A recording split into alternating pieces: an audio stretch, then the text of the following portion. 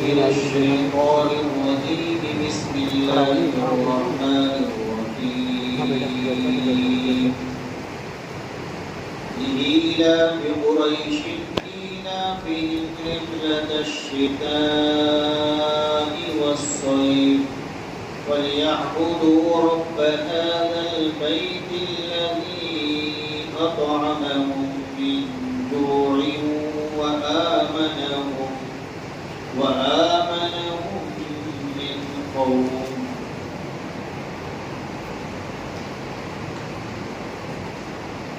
اس سورت کا نام سورہ قریش، مکہ مکرمہ میں یہ سورت شریفہ نازل ہوئی.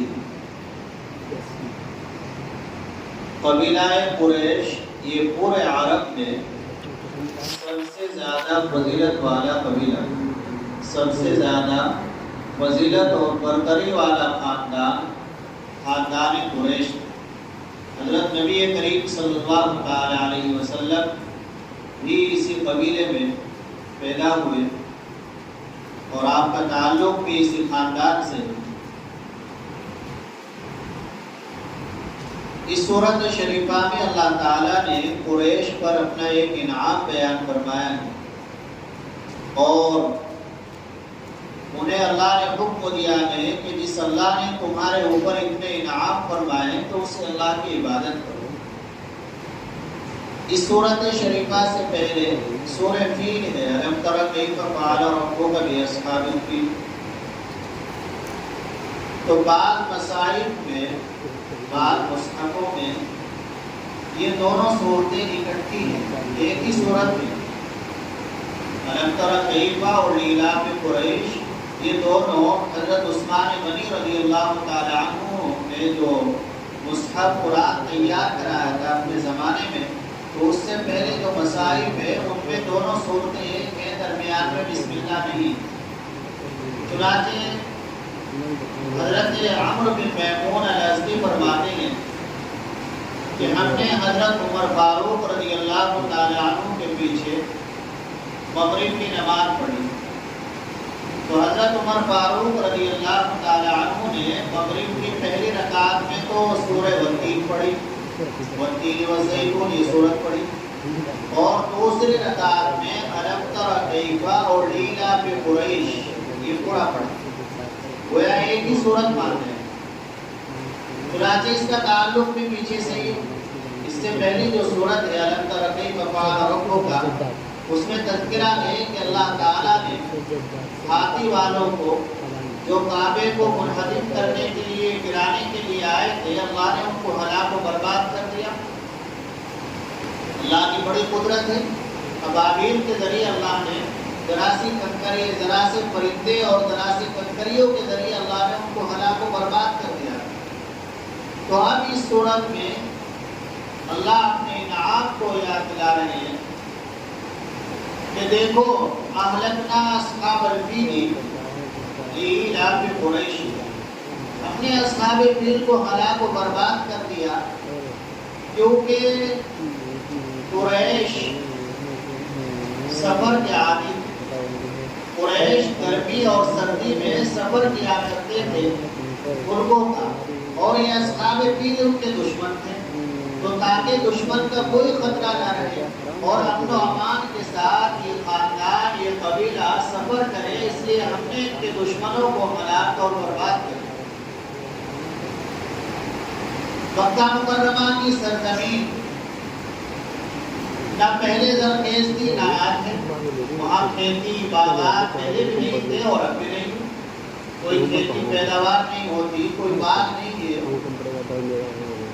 لیکن حضرت ابراہیم علیہ السلام کی دعا ہے کہ وہاں دنیا کا ہر پھل اور ہر غلہ پہنچ جاتا ہے اور عمدہ قسم. حضرت ابراہیم علیہ السلام نے دعا کی تھی وَارْزُقْ أَهْلَهُ مِنَ الثَّمَرَاتِ، اے اللہ یہاں رہنے والوں کو ہر طرح کے پھل عطا کر. چنانچہ آپ وہاں دیکھیں گے پوری دنیا کا ہر پھل اعلیٰ کوالٹی کا ملتا ہے. پوری دنیا تربوز بھی بہت شاندار، آپ بھی شاندار، امرود بھی شاندار، ہر چیز اعلیٰ کوالٹی کی ملتی ہے. تو یہ حضرت ابراہیم علیہ السلام کی دعا. تو جب اس وقت یہ تو سب حضور اکرم صلی اللہ علیہ وسلم کی برکت، حضرت ابراہیم علیہ السلام کی دعا، لیکن اس وقت جب نبی پاک صلی اللہ علیہ وسلم تشریف نہیں لائے تھے تو ان کے کھانے پینے کا انتظام، اخراجات کیسے چلتے تھے؟ حضور اکرم صلی اللہ علیہ وسلم کے جد امجد ہیں ہاشم، وہ خاندان کے بڑے سردار تھے. انہوں نے مشورہ دیا اپنے قوم کو کہ تم دوسرے خطوں میں اور دوسرے ملکوں میں جاؤ، وہاں سے سامان لاؤ اور تجارت کرو، تجارت میں برکت. چنانچہ قبیلہ قریش کے لوگ گرمی کے موسم میں ملک شام جایا کرتے تھے. ملک شام ٹھنڈا ملک، وہاں سردی ہوتی اور وہاں سے غلہ جات اور ضرورت کی چیزیں لے کر آتے تھے اور ان میں خوب نفع ہوتا تھا. اور سردی کے موسم میں یمن میں جاتے تھے، وہ گرم ملک ہے، وہاں سے غلہ جات لاتے تھے. پھر جو نفع ہوتا تھا تو یہ نہیں کہ نفع خود ہی رکھ کر بیٹھ گئے، بلکہ ان کے جو سردار تھے ہاشم، وہ اس نفع کو امیروں اور غریبوں میں سب میں تقسیم کرتے تھے. چنانچہ جو غریب ہوتے تھے وہ بھی مالداروں کے برابر رہتے. یہ نظام تھا. پھر اللہ کی قدرت، اللہ تعالیٰ جب ہمدردی کرتا ہے کوئی تو اللہ نوازتے بھی ایسا ہے. پھر اللہ نے یمن میں اتنی پیداوار کی کہ وہ اپنے غلہ جات کو خود بیچنے کے لیے جدہ آنے لگے. اب جدہ پہنچنا ان کے لیے بہت آسان تھا. پہلے انہیں غلہ لینے کے لیے یمن جانا پڑتا تھا، یمن کافی دور ہے، اور اب جدہ بہت قریب ہے، 70-75 کلومیٹر پر. تو اب مکہ مکرمہ سے جدہ جا رہے ہیں اور اسی قیمت پر غلہ خرید کر لا رہے ہیں اور اس میں خوب نفع ہو رہا ہے. تو اللہ نے اس صورت شریفہ میں ان کو اپنا انعام یاد دلایا. یہ تو کہ دیکھو تم سردی کے موسم میں سفر کرتے ہو، یمن جاتے ہو، گرمی کے موسم میں بھی تم سفر کرتے ہو، ملک شام جاتے ہو، اور سفر کے لیے ضروری ہے کہ راستے پرامن ہو، خطرات نہ ہو. وہ ایسا زمانہ تھا حضور اکرم صلی اللہ علیہ وسلم کے تشریف لانے سے پہلے، آپ کی بعثت سے پہلے، کہ خوب دشمنی کا زمانہ تھا، قتل و غارت گری کا زمانہ تھا. آپس میں قبیلوں میں بڑی سخت دشمنی تھی. اگر اپنے دشمن قبیلے کا کوئی آدمی نظر آ گیا اسے قتل کر دیا جاتا تھا، اسے قتل کر دیتے تھے. اور لوٹ مار قافلے کی ایک عام چیز تھی. لیکن اس وقت میں بھی، اتنے خطرناک وقت میں، تمام ملکوں میں قبیلہ قریش کی بڑی عزت تھی. قبیلہ قریش سفر کرتا تھا تو اس قبیلے سے کوئی چھیڑ چھاڑ نہیں کرتا، اس کے مال سے کوئی چھیڑ چھاڑ نہیں کرتا تھا. اور وہ کیوں؟ وہ اس وجہ سے کہ یہ لوگ اللہ کے گھر کے پڑوسی ہیں، اللہ کے گھر کے خادم ہیں. تو اللہ تعالیٰ اپنی اس نعمت کو یاد دلا رہے ہیں کہ دیکھو پوری دنیا جو تمہاری عزت کر رہی ہے اور پوری دنیا میں جو تمہیں امن ملا ہوا ہے، تو یہ امن ہماری نسبت کی وجہ سے ہے. تم ہمارے سے جڑے ہوئے ہو، ہمارے گھر سے جڑے ہوئے ہو. لہذا اس نعمت کا شکریہ یہ ہے کہ تم بت پرستی کو چھوڑ کر اللہ کی عبادت کرو. انسان کے پاس اگر کوئی نعمت ہے تو اس نعمت کا شکریہ یہ ہے کہ اللہ کی اطاعت اور عبادت مزید بڑھے. اللہ نے عزت دے رکھی ہے تو عزت کے غرور میں آ کر تکبر نہ کرے، عبادت نہ چھوڑے، بڑا بول نہ بولے، دوسرے کو ذلیل و رسوا نہ کرے، بلکہ عاجزی اور انکساری کے ساتھ رہے. اللہ کو پسند، اور دل میں ہمیشہ یہ بات رہے کہ جو کچھ ہے یہ سب اللہ کی طرف سے، میرا کوئی کمال نہیں. اللہ تعالیٰ کوئی نعمت دے، اور نعمتیں اللہ نے بے شمار ہمیں دے رکھی، بے شمار نعمتیں، تو ہم اللہ کی عبادت خوب کریں، اللہ کی اطاعت و فرما برداری خوب کریں. اللہ پاک فرماتے لِإِيلَافِ قُرَيْشٍ إِيلَافِهِمْ رِحْلَةَ الشِّتَاءِ وَالصَّيْفِ، کہ قریش کے عادی ہونے کی وجہ سے، یعنی وہ سفر کے عادی تھے گرمی اور سردی میں، کہ گرمی میں سفر کیا کرتے تھے ملک شام کا، اور سردی میں سفر کیا کرتے تھے ملک یمن کا، اور وہاں سے غلہ اور تجارتی سامان لا کر فروخت کرتے تھے، جن سے ان کا گزر بسر چلتا تھا۔ فَلْيَعْبُدُوا رَبَّ هَذَا الْبَيْتِ، تو اس نعمت کا شکریہ انہیں ادا کرنا چاہیے کہ جس گھر کی وجہ سے انہیں عزت مل رہی ہے، امن مل رہا ہے، تو اس گھر کے رب کی ہی عبادت کریں، یعنی اللہ ہی کی عبادت کریں، بت پرستی کو چھوڑو۔ اور پھر اللہ نے اپنے دو خاص انعامات دلائے، الذی اطعمہم من جوع، وہ اللہ کے جس نے ان کو بھوک کی حالت میں کھانا کھلایا، وہ اللہ کے جس نے بھوک کی حالت میں کھانا کھلایا، اور خوف سے اللہ نے جن کو محفوظ رکھا۔ یہ دو چیزیں ایسی ہیں کہ اگر انسان خوف سے، خطرے سے محفوظ رہے اور کھانے پینے کی چیزیں ملتی رہے تو اس کی زندگی چلتی رہے، اور اگر کھانا پینا مل رہا ہے، خوب زیادہ سامان ہے، لیکن ڈر لگا ہوا ہے دشمن کا، تو پھر انسان کی زندگی مشکل ہوگی۔ تو یہ اللہ کے دو بڑے انعام ہیں کہ بھوک کی حالت میں روٹی ملتی رہے، پیٹ بھرتا رہے، اور کسی کا کوئی ڈر اور خوف نہ ہو، کسی دشمن کا کوئی خوف نہ ہو، یہ اللہ کا بڑا انعام ہے۔ تو یہ لیلاف قریش کی علماء نے فضیلت بھی لکھی ہے کہ اگر آدمی کو کسی مصیبت کا، پریشانی کا خطرہ ہو تو لیلاف قریش پڑھے، انشاءاللہ وہ اس مصیبت سے محفوظ ہے۔ جیسا کہ قاضی ثناء اللہ پانی پتی رحمۃ اللہ علیہ ان کی تفسیر میں، تفسیر مظہری، وہ فرماتے ہیں کہ میرے استاد محترم حضرت مرزا مظہر جانے جانا رحمہ اللہ نے مجھے بتلایا تھا کہ لیلاف قریش کے مصائب سے، پریشانیوں سے حفاظت کے لیے بہترین وظیفہ ہے۔ تو ہم نے جب بھی اس کو پڑھا تو اللہ نے مصیبت ڈال دی اور مجرب بڑا تجربہ۔ اس وقت بھی پریشانی کے حالات ہے، امت پر سیلاب آ رہا ہے، ابھی دہرادون میں بادل پھٹ گیا، خطرات لگے ہوئے ہیں، معلوم نہیں کب کیا ہو جائے، تو اس لیے کثرت سے لیلاف قریش پڑھے۔ بیماری بھی طرح طرح کے سامنے آ رہی ہے، ہمارے محلے میں دیکھو کتنے بیچارے اچھے تندرست بیمار چل رہے ہیں، ان سب کے لیے دعا، بہت دعا کی ضرورت ہے۔ جیسے وہ بچے ہو کے اپنے سمجھنا چاہیے، آج ان کی جگہ اگر میں ہوں تو پھر آدمی سوچے کہ میرا کیا حال ہے، ان پر کیا گزر رہی ہوں۔ ایک وقت آدمی ہوگی تو دوسرے سے سبق حاصل کرے اور ان کے لیے خوب دعائیں کرے، جو اپنے سے ہمدردی ہو سکے اس ہمدردی کا اظہار ضروری ہے، بہت ضروری ہے۔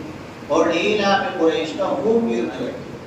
پہلے بھی بتلایا تھا کہ جیسے حالات ہیں اس وقت سیلاب کے، تو ایک تو اللہ کے سامنے استغفار توبہ، اور دوسرے یہ ایک دعا ہے جب بارش ہو تو اس دعا کو پڑھے، اللہم صیبا نافعا، اے اللہ اس بارش کو نفع والے بنا۔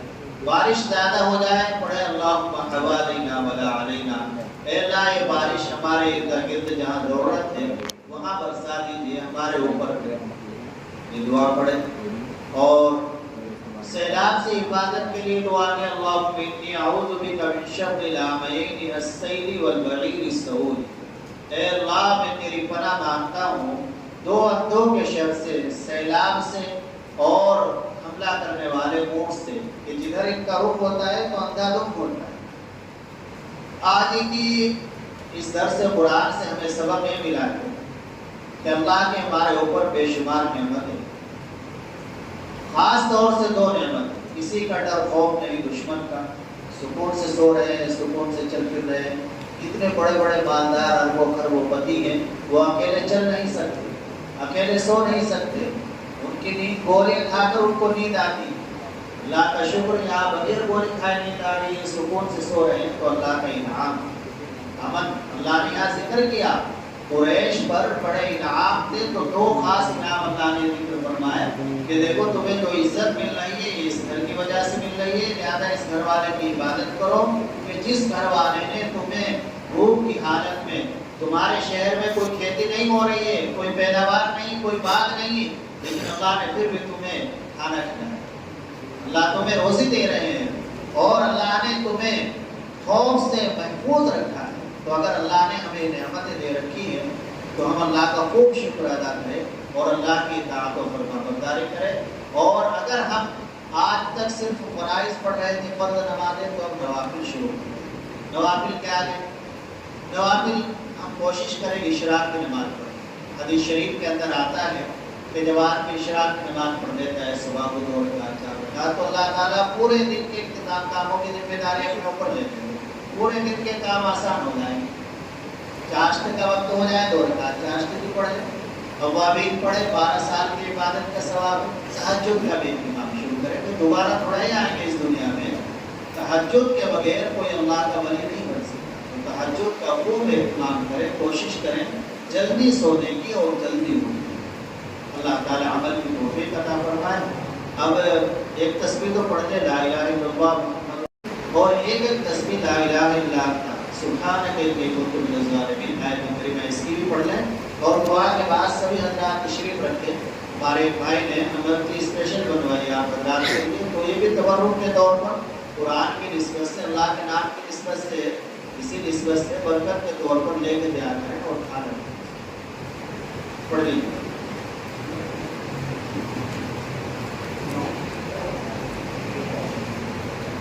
على سيد المرسلين إمام المتقين وخاتم النبيين محمد عبدك ورسولك إمام الخير وقائد الخير ورسول الرحمة. اللهم ابعثه مقاما محمودا يثبت به الأولون والآخرون. اللهم صل على محمد وعلى آل محمد كما صليت على إبراهيم وعلى آل إبراهيم إنك حميد مجيد. اللهم بارك على محمد وعلى آل محمد كما باركت على إبراهيم وعلى آل إبراهيم إنك حميد مجيد.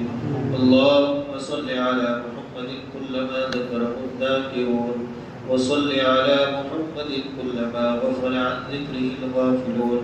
اللهم صل على محمد وأنزله مقعد المقرب عندك يوم القيامة.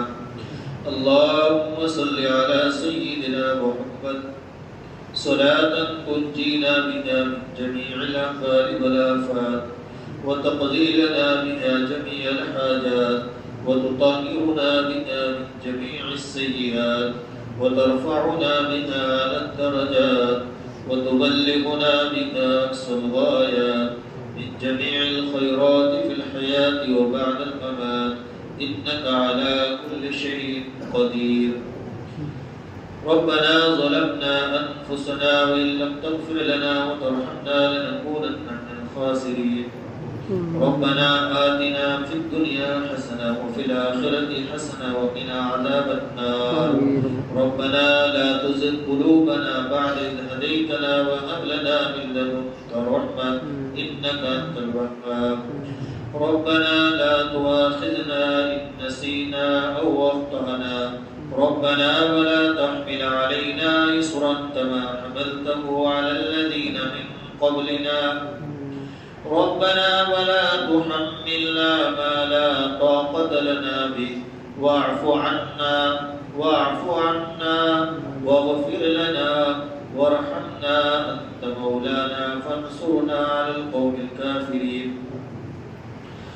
اللهم إنا نسألك حبك وحب من يحبك وحب عمل قد يبلغنا إلى حبك. اللهم إنا نسألك عيشا قارا ورزقا دارا وعملا بارا. اللهم زدنا ولا تنقصنا وأكرمنا ولا تهنا وأعطنا ولا تحرمنا وآثرنا ولا تؤثر علينا وأرضنا وارض عنا. مولا کریم ہم گناہ گار ہیں، یا اللہ ہمیں اپنے تمام گناہوں کا اقرار ہے. مولا اقراری مجرم ہے، مولا اپنے رحمت سے معاف فرما. یا اللہ اس وقت تک کے تمام گناہوں کو معاف فرما دے یا اللہ اس وقت تک کے تمام گناہوں کو معاف فرما دے مولا اتنا ہم گناہ نہ کرنے کا عہد کرتے ہیں یا اللہ ہماری توبہ کو قبول فرما دے یا اللہ اتنا گناہوں سے بچنے کی توفیق نصیب فرما گناہوں سے نفرت پیدا فرما طاعات کی محبت نصیب فرما یا اللہ اپنے نظر کرم ہمارے اوپر فرما دے یا اللہ اپنی نظر رحمت عنایت ہمارے اوپر فرما دے یا اللہ ہر طرح کی پریشانیوں سے ہماری حفاظت فرما ہر طرح کی مصیبتوں سے حفاظت فرما یا اللہ ایمانی روحانی جسمانی عافیت نصیب فرما یا اللہ ایمانی جسمانی روحانی عافیت نصیب فرما یا اللہ تمام مسائل سے پریشانیوں سے ہماری حفاظت فرما پوری امت کی حفاظت فرما یا اللہ جو بیمار ہیں انہیں مکمل شفا عطا فرما یا اللہ ہمارے اعزاء و متعلقین میں بہت سے بیمار چل رہے ہیں یا اللہ سبھی کو مکمل شفا عطا فرما یا اللہ بھائی ندیم کو مکمل شفا عطا فرما یا اللہ ان کی بیماری کو ختم فرما دے ان کی عمر میں برکت عطا فرما دے بھائی شفیق بھی بیمار ہیں اللہ ان کی بیماری کو بھی دور فرما دے یا اللہ عمر میں برکت فرما دے یا اللہ اسی طرح ہمارے بھائی سادے کی بہن بھائی ابرار کی بہن اور بھائی توریز کی امی بیمار چل رہی ہے اللہ سبھی کو مکمل شفا عطا فرما ادھر شربت امیر پر بھی کئی بیمار ہیں اللہ سبھی کو مکمل شفا عطا فرما یا اللہ سب کو تندرست عطا فرما ہم سب کے بھی اللہ تمام بیماریوں سے حفاظت فرما جسمانی بیماریوں سے بھی حفاظت فرما روحانی بیماریوں سے بھی حفاظت فرما یا اللہ ہمارے جو جائز مقاصد ہیں جائز ضروریات ہیں آپ خوب جاننے والے علیم بذات الصدور ہے سینوں کے حالات کو جانتے ہیں یا اللہ اپنے رحمت سے ہم سب کی تمام ضروریات کو پورا فرما دے تمام مقاصد کو پورا فرما دے یا اللہ جن لوگوں پر سیلاب آیا ہے یا اللہ ان کی پریشانیوں کو دور فرما جنہوں نے ان کا تعاون کیا ہے اللہ ان کے تعاون کو قبول فرما ان کے مال میں خوب برکت عطا فرما یا اللہ جو بھی دینی کام میں تعاون کرتے ہیں سب کے مالوں میں خوب برکت عطا فرما تمام مسلمانوں کو حلال پاکیزہ برکت والے روزگار نصیب فرما یا اللہ تیرے بندے تیرے کلام پاک کی نسبت سے تیرے نام کی نسبت سے دور دراز سے بھی آتے ہیں قریب سے بھی آتے ہیں یا اللہ بارش میں بھی آئے ہیں یا اللہ ان کے آنے کو قبول فرما یا اللہ ان کے کچھ مقاصد ہیں ضروریات ہیں جو دوسروں کے سامنے بات ایسی ہوتی ہیں کہیں بھی نہیں جا سکتی آپ تو جانتے ہی یا اللہ آپ بھی پورا کر سکتے ہیں آپ بھی جانتے ہیں یا اللہ اپنے رحمت سے کسی کو بھی محروم نہ فرما یا اللہ سب کی ضروریات کو پورا فرما سب کی پریشانیوں کو حل فرما دے یا اللہ ہمارے شہر کی محلے کی خصوصی حفاظت فرما تمام برائیوں کو ختم فرما اے اللہ ہماری دعا کو اپنے فضل و کرم سے قبول فرما صلی اللہ تعالی علی خیر خلق محمد